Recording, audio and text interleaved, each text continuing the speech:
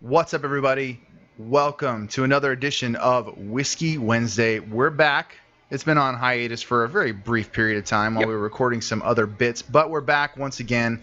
And this week, we're going to be once again exploring the Redwoods. We have been graciously sponsored essentially twice by Redwood Empire. They sent us 2 bottles of their fine whiskey. The first one we reviewed, and if you click on the upper left of the screen, then you can click on the last whiskey review we did on Redwood Empire. It was their Emerald Giant Rye. Very good. Very, very good. So yes, click on that link in the upper corner. Yes, please. And but we're going to be doing a little bit of a bourbon walk through the Redwoods today. So we're checking out their Pipe Dream Bourbon. I had to read the label real quick. So It says it right there, too. It says it right there, and I totally missed it. So anyways, let's check it out. I do believe it's time we pour ourselves a little drink.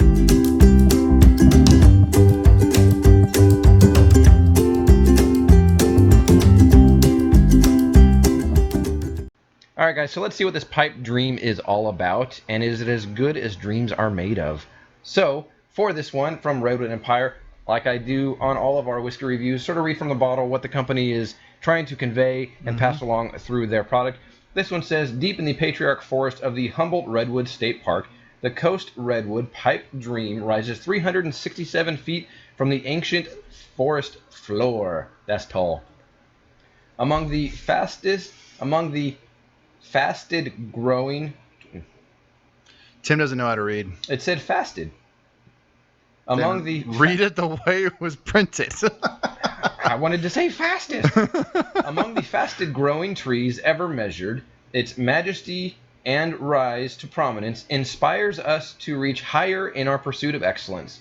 So, the way I take this is they want to continue improving upon their product and what they can provide to their customers. And much like cigars, I believe that there are a number of whiskey companies, the ones that are worth their salt, who try to do that every single time, even if it is an already established whiskey or blend or whatever it is that they're putting out.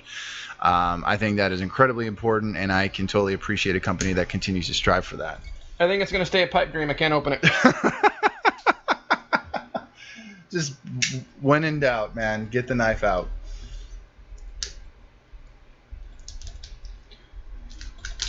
Entertain yourself. Go get a snack. Go get a beverage. We'll be back in 10 minutes. Talk amongst yourselves. Good Lord! Enough plastic to stop a bullet. And? I love that sound. Ooh. Me like it. It's very Master Yoda. Oh my gosh. Right was I. Yes, you were. So let's pour some.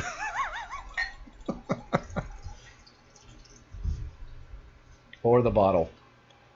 Hey, it wouldn't be the first time we nearly down to bottle in a night. Down to bottle. In fact, if you want to see that review, it is Screwball Peanut Butter Whiskey. Click on the link on the upper right-hand corner of the screen and prepare to laugh your butt off. As I said when we did that video, it's pretty nuts. Yep. All right. Cheers. Cheers. Let's go. We need to give you the floral notes, bro. Smell the bouquet. Oh wow. That sharpness after it opened up was not there smelling it out of the bottle. No, not at all. It was much sweeter in the bottle. It was the very sweet after Tim pulled the cork out.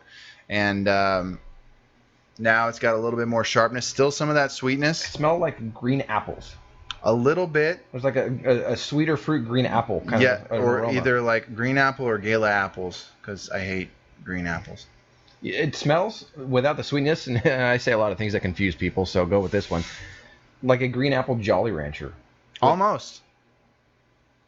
Isn't there a little bit of that aroma to it? A little bit. All right, enough talking. Wow, that's smooth. That's good. That is really smooth. A little bit of a bite to it. Yeah, down towards when it goes down, there's definitely some bite. But I still get that apple sweetness. A little bit. And it's not like apple juice, but there is a... It's a caramel apple. Yes. It is a caramel apple. There's a caramel goodness, sugaryness to it without being overly sweet. With sort of that citrusy apple almost. A little bit. Wow. I'm definitely getting like on the back end. I'm getting a lot more of that apple after the whiskey's already gone down. Holy crap, that's good. It was very good. That is one of the smoother bourbons I've had recently. And I think the last bourbon that I tried going in blind was the Blanton's. Very good. And we won't bombard you with links, but if you want to go back to our very first whiskey review, click on the link. Whiskey Wednesday rather. Click on the link or just go back on our playlist and check it out. But that was very good. This is different altogether. I am not in any way going to say it's better, but I am going to say it's extremely a far different experience than the Blanton's. And I've tried a handful of bourbons. I've had Bullet Bourbon. Tim's also tried that. I got a bottle here. He's got a bottle here. I've had I won't drop too many names, but just a number of bourbons that were all very good, had something different to offer. But this is just something else, man. It's a different kind of. There's a silkiness to it. There's a smooth silkiness to it. It's extremely smooth. Even though it's got the bite, there's a silky. It's a silky sort of sweeter apple finish.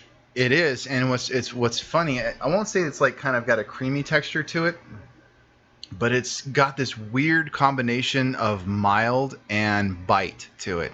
Because it definitely goes down. It goes on the tip of the tongue. It's mild, but as it goes down, you start to feel and experience that bite. Mm-hmm. But man, it's good. Smooth. And this one is aged for at least 4 years. Whenever they do this one for the Pipe Dream, it's aged for at least 4 years according to the bottle and what it says. And they do it for exceptional balance and complexity. Mm-hmm. And very balanced. It's not a spicy, cinnamony. It's not like the original Redwood Empire we tried, which definitely had that. It had a lot more of that cinnamon spice and bite. Yeah, which was I think we're gonna try and throw a picture of the bottle up on the screen like we did with the last one. Yes, you'll see it right in between our faces right now. The original Redwood Empire that Tim and I both tried, actually on the night that we launched Dad Smoking Cigars on Instagram. It was the rye bourbon blend, the original bottle they released. Yep. And it was delicious, but it was had a lot of cinnamon notes, caramel notes. It had a very oaky finish on the back end of it, but it was delicious. I feel like with the rye and the bourbon, and obviously it was a rye and bourbon blend with the original one, I feel like they separated them into two different entities, and the best of each kind of of those elements were separated into two bottles. Because I don't remember picking up any of the sort of appley flavor. No, not at all. And it's probably because we were picking up more of the cinnamon baking spice, not the cinnamon like hot tamale. Yeah, no, not quite like the hot tamale. Tim and I kind of joked that the rye bourbon blend was like a much better version of a certain type of cinnamon whiskey that tastes like liquid candy, which we won't name just because, I mean, respect. But yes. If you know any Pitbull songs, you'd probably got an idea what we're talking about. But it was the closest you could get without compromising the kind of whiskey you'd want to drink, as opposed to a party whiskey or something that you just want to mix with something else, or stuff like that. And those have their place, but that's not what we like to drink. No, and there's a little bit of, now that I let it sit for a little bit, there's a little bit more of the whiskey. I wouldn't say burn, but the whiskey sort of heat that's just sort of warming. The warmness, that's one of the things I love about it, and it puts me instantly at ease, relaxes me. I mean, I don't drink that much, but whenever I do, I usually like to have a nice glass of whiskey, whether it's couple fingers, bourbon or Canadian whiskey or Scotch. Really fat fingers. Very fat fingers. And it just instantly puts me at ease, gets me relaxed, and helps me calm down from whatever I had going on during the day. And we are pairing our whiskey with Viva La Vida. And I have to say, it is a very nice pairing. Yes, this is the Viva La Vida Toro. Mm-hmm. It's the 6x52. And it does pair very well. Yes, it does. It is a delicious whiskey. And, I think pretty much every whiskey we've tried on Whiskey Wednesday has been good, as something different to offer. I don't think we've ever had any. From the really cheap one. From the really cheap ones. Tin can that looks like paint thinner. Yeah, exactly. And, again, go back on our Whiskey Wednesday playlist and check that one out. But I don't think we've ever done a negative review just because they all have. No, we haven't had a bad experience because they all have something different to offer. And maybe one of these days we'll just buy like a super cheap whiskey and try that just for the fun of it. We've had bad cigars on this show I before. say we already tortured ourselves with dirt sticks. So why not pick up a bottle of crap whiskey one of these days? We'll let you know if we ever get around to that. We'll look for the pop-off equivalent. Anyways, those are our thoughts on the Pipe Dream Bourbon from Redwood Empire, which this episode has been graciously sponsored by. Yes, so thank you very much to Redwood Empire for that. Thank you so much for sending us these bottles. We have very much enjoyed them. Yes, and Jess is a sweetheart to work with. Absolutely. And working out this collaboration and sponsorship, she is phenomenal. Oh, yes. And we're very happy that she was gracious enough to send us these bottles. Now, Tim and I have to decide who's going to keep which bottle. Or at least that's what my plan was. Crap. But I have the HQ. That doesn't mean anything, crap. You are so possessive. You're in my house. I know. That was possessive again, wasn't it? Sorry. Yeah. I share my cigars with this guy. That's true. Anyways, we hope you enjoyed this edition of Whiskey Wednesday. We are corny, just like whiskey. Exactly. So, but definitely go pick up yourself. That was like a new stupid for me. You are reaching some new lows, my friend. You really are. That was down to the kernel. But he's Anyways. This has been another episode of Whiskey Wednesdays with the Dad Smoking Cigars. He's Kyle. I'm Tim. As always, we'll see ya. And pick up a bottle of this. Yes. Pick up a bottle now.